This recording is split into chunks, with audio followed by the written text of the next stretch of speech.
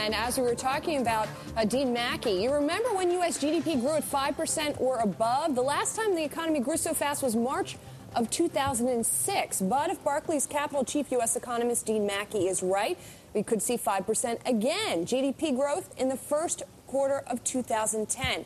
He raised his forecast for first quarter GDP today. It was 3% previously, so that's a 2/3 increase. And it's based on growth in manufacturing and housing. So Dean joins us now to explain. Dean, welcome. And we should note, not only did you raise your own forecast by 2/3, it's also much higher than the consensus as it stands of economists we survey. So why are you going out maybe on a limb here? Why are you issuing such a bold forecast? I think the data are just lining up in a way that's going to give us strong growth over the next couple of quarters. We're seeing the manufacturing sector turn, housing is turning, and there's enough strength in those sectors to lead to quite substantial GDP growth over the next 3 quarters.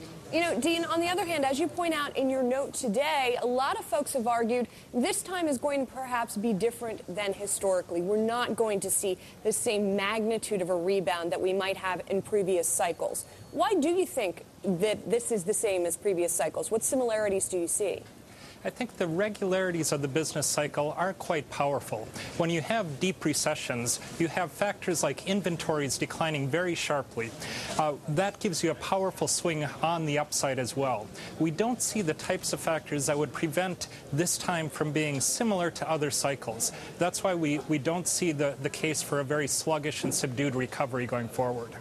What about the specter or the risk of a second dip, however? That's something also that some folks have talked about, and that is something that has occurred historically. That's right. I think what's encouraging about recent data is that consumers are beginning to respond to the increase in labor income they're getting as a result of the production rebound. So manufacturing production is rising, household labor income is growing. We've seen in recent retail sales reports that consumers are actually using that money to spend. That's what gives me confidence that consumption will hold in as we move forward. Dean, but we do also have another specter, and that is the unemployment number. That number is inching up towards 10%. President Obama telling our Al Hunt earlier this year that he expects that number to hit 10% by the end of the year. And as we've been mentioning over the past couple of weeks, if you factor in people who are working part-time and also factor in people who have simply given up looking for work, that number is close to 16%, maybe even 17%. How does this factor into your internals?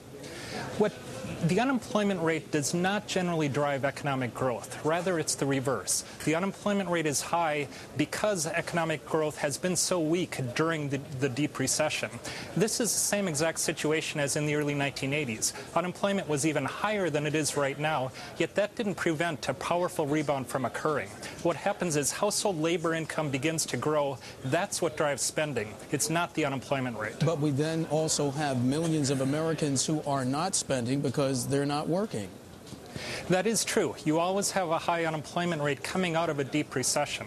What happens is it's the 90% of people that have jobs that determine when the recession is over. As long as they're willing to spend the income that they start to receive during the recovery will proceed.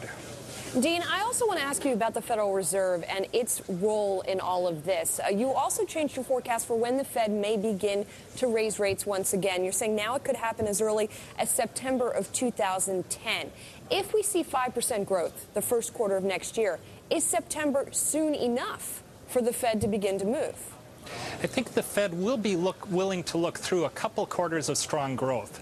There is a very strong manufacturing inventory correction coming. The Fed wants to see whether the economy continues to grow at an above-trend pace after that.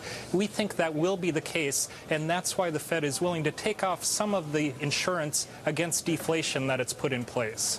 So, of course, much earlier than next September, we have the Fed meeting next week. So, more imminently, what specific steps do you think it's going to take to perhaps take off that insurance that you mentioned?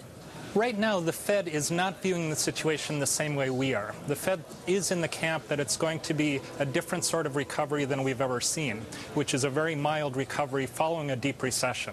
So right now, the Fed is likely to not only not raise rates anytime soon, they're likely to extend their asset purchase program into early next year, in our view. So the Fed right now is trying to accommodate even more. And Dean, I apologize. What about the Treasury auctions going forward? Are you seeing anything there that gives you pause? We do expect that Treasury rates will be trending higher in coming months, especially as the Fed starts to wind down its purchases of longer-term securities. We think that will be one force pushing pushing Treasury yields higher. As growth numbers continue to come in strong, we think that also will lend an upward push to Treasury yields. Okay, Dean, thanks a lot for joining us to explain this increase in forecast. Our thanks to Dean Maki of Barclays.